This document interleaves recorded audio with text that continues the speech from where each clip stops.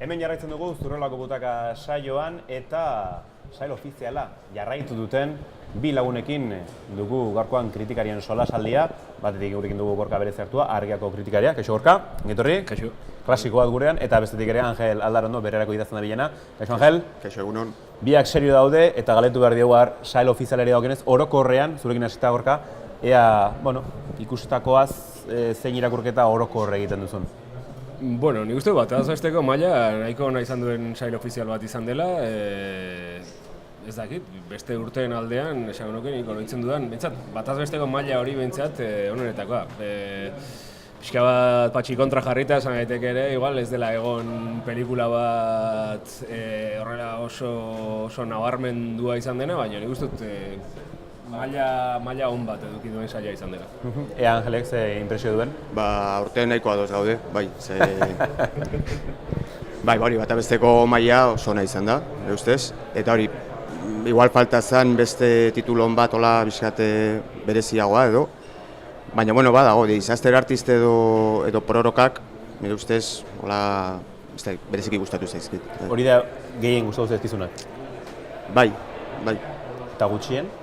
Gutxien, badaude, atzo Beyond Wordseko historio hori, bai, ez bat ere gustatu, eta La Douleur, bai. Disaster artist, aipatu duzuzuk, ia esan kritika ona jaso ditu, behintzat irakurri dugunagatikan, nahiko genuke pixkat ere gure ikusentzulei azaltza labur bada ere zerri buruzkoa den, eta zergatik gustatu zaizun ere, Angel? Disaster artist oso berezia da, badago Ameriketan The Room pelikula bat, 2013an estrenatu zen pelikula bat, eta diotenez da historiako pelikularik kaskarrena. Eta, hori hain txarra denez, jentiari segite hori grazia hartu dio, eta orain Ameriketan da sekulako fenomenua. Eta mundu guztira zabaltzen ari dena gaina. Donostin ere bota zuten, tabakarian, duela 2 aste. Eta orduan pelikula dijoa, The Roomen pelikularen making of edo horren historia kontatzen du, eta oso historio bitxia da, eszentrikoa, eta, zoramena, baina pelikula oso ondo dago. Kasu honetan Gorka zuri, ikusitakoatikan esan duzu, ez da bakar bat nabarmentzen zuretzako, baina zeintzuk aipatuko zen dituzke? Bai, Disaster Artist iruditzen zait pelikula gogoangarri bat, uste dut, barra egiten duzu, baina era berean badauka ere, ez dakit ez, frakaso artistikoaren inguruko, mezu bat nire ustez ez. Ez dakit asko egon dira, oraintxe Der Hauptmann eman dute lehiaketa izteko eta nire asko konbentzitu nau, Bigarren Mundu Gerrari buruzko, pelikula arruntago bat espero nuen eta, badauka beste historia mota bat eta ez dakit, denetik egon da, pororoka iruditu zait,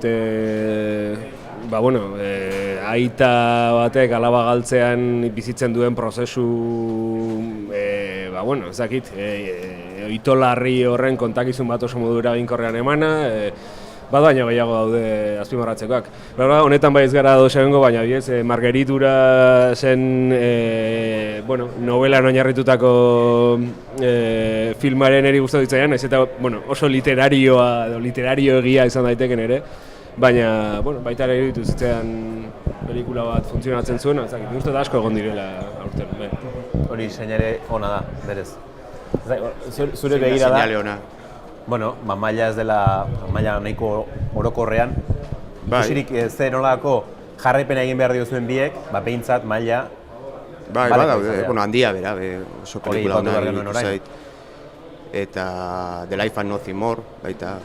Ez dakit, zenburu pilo bat daude, nahiko maila honakoak. Denetaz gogoratzen zarete filme guztietaz? Keba.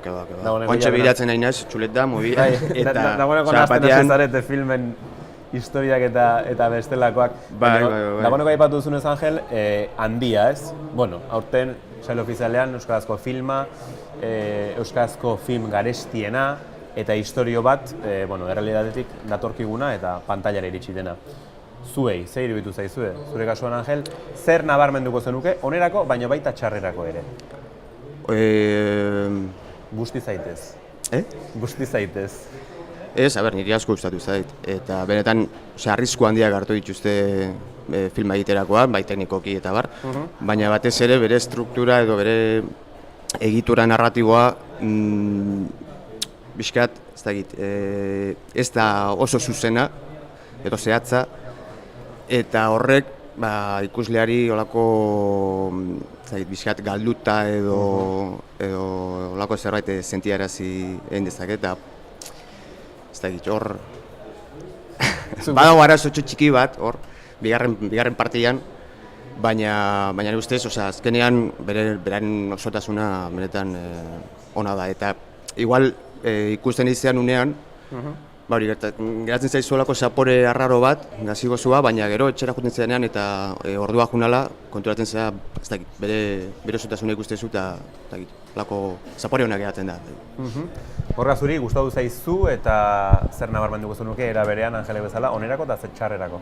Bueno, nik uste lehenbizi denok genekien ze presio zegoen pelikula horren inguruan, ez? Loreak izan den fenomeno guztiaren ondoren, eta nik uste dut asmatu dutela beste historia bat kontatzen, baina beraien estiloari uko egin gabe, ez? Orduan nik uste dut hori badela nabarmentzekoa. Eta, egia da, Loreaken aldean, historia beste mota batekoak izateak eta dauzkan beste faktore batzuk eragiten dutela, seguna, harrera konplexuagoa daukan pelikula bat izatea, ez? Baina, ez dakit, batzuetan iruditzen zait ere buelta gehiegi ematen dizkiogula eta seguruna hau beste nonbaiteko ekoizpen bat balitz, ez dakit, gozatzera mugatuko ginatekela behar bada, ez? Bueno, Loreakekin matraka asko eman genuen, sari bat irabazi zezakeen, ez, horrekin bueltak ibili ginen, asko aipatu genuen eta azkenen ez zuen ezer irabazi. Handiaren kasuan ikusten duzu aukeraren bat izan dezakeela, sail ofizialeko materiala ezagututa? Ni ez naiz inoiz horrelako epaimai batean egon, ez dakit zer gertatzen den horrelako epaimaietan, beraz, apustuak egitea iruditzen zait, munduko gauzarik zailena, egin izan dituanean ez dut inoiz asmatu, Angelek ez bezala, beraz, berari pasako dian mikroa. Ea hemen botatzen duen apustuak... Ez, nik, palmaresa igartzen dut, baina baten epaimaikidea izan nintzen eta ez nuen asmatu. Loreak zan favoritoena eta ez genion eman ze. Beti gauza raroa gertatzen dira hor lantaldean eta ez da erraza. Kontatu ezin direnak, ez? Kontatu ezin direnak, bai. Bakarrik mozkortuta gaudenean, baina ez dara ofizialki ez. Dena dela, ikusten dizkizu aukerak behintzat espada, horrezko maskorra, bestelako sariren bate... Bai, guztizioizkoa izango zen sari bat jasotzea, baina zaila da. Ezen maila oso ona dago, baina aukera bai, nola ez. Bueno, gorra aipatu, nahiko eraginkorra zarela asmatzerako orduan. Busteko zeinateke eta esan urrezko maskorra zeinek irabaz dezakeen eta zeinek ez? Eta seguraski izango da ez dena, baina... Zeinek ez? Zeinek bai? Zeinek bai... Bat faltan zait ikusteko. Agian hori da? Lelion emo... Ez dakit, kritiko batek 10 puntu eman dio, posible da. Ez dakit, hori falta zait ikusteko, antxela horietan ikusikoet. Baina nire ustez, urrezko maskorra, pororokak. Momentu honetan pororokak zen. Ados egon zineteke behintzat? Bai, pororoka ni asko gustatu ditzaidan pelikula bat da, ez dakit, ari ginen hemen aurretik kiniela gintzan eta, eske badaude tituloak, ez dakit, gero gertatzen dira horrelakoak, Alanis batek eraman dezake, bagian, bai. Ez dakit. Baina filmez filme badira filmez ere, aktoreak ere bai, nabarmentzen direnak eta esateko honek hautagaia da nintzat sari bat eskuratzeko aktore lanetan. Bai, emazkoen kasuan pilo bat daude. Izugarrizko antzeslanak ikusi ditugu, bai Ladoleagokoa, Alanisekoa, The Life and Nothing Moren, ez dakit, pilo bat ikusi ditugu. Eta nik igual Alaniseko protagonistaren geratuko nintzen. Eta gizonezkoenak hor zailago da, igual pororokako aktorea. Bai, ez dakit, euskara galdutan hau gizonezkoekin bai. Bai, interpretazio atletik ere galetu nizu, azken baten ere, izanguretxoak izaten dira historia kontratzerakoan aktore eta horien lana. zuri berezik zeintzuk gustatzen zaizkizu Gorka? Bueno, oso ados emakumezko aktoren lanarekin. Bai, egia esan, seguna izan da ere alde horretatik, nik ezagutu dudan sail ofizialik bereziena, ez? Normalean ez dira inbeste interpretazio, emakumezkoen interpretazio nabarmen ikusten batera, eta urtengoan nik uste dela, punto bat asko destakatzen duena. Gizonezkoen kasuan, ezakit, niri ezin duen bateko konbentzitu adibidez Lelion Emorzezuageko zeak, eta beraz, seguruna horri emango diote. Bai, zergatik ez. Tira, sail ofizialaren argia nolabait ikusi dugu zeintzuk izan daitezkeen sarituak zeintzuk ez.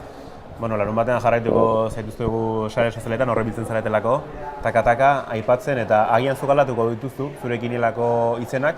Baina tira, ea asmatzeko gaitasun hori mantentzen duzun, Angel, eskerrik asko gurekin izateagatik. Zuei. Eta zure Gorka, jarraituko dugu irakurtzen bai argian eta bai berrian bakoitzaren kritikak ondikan alan pixkat geratzen zaizuelako.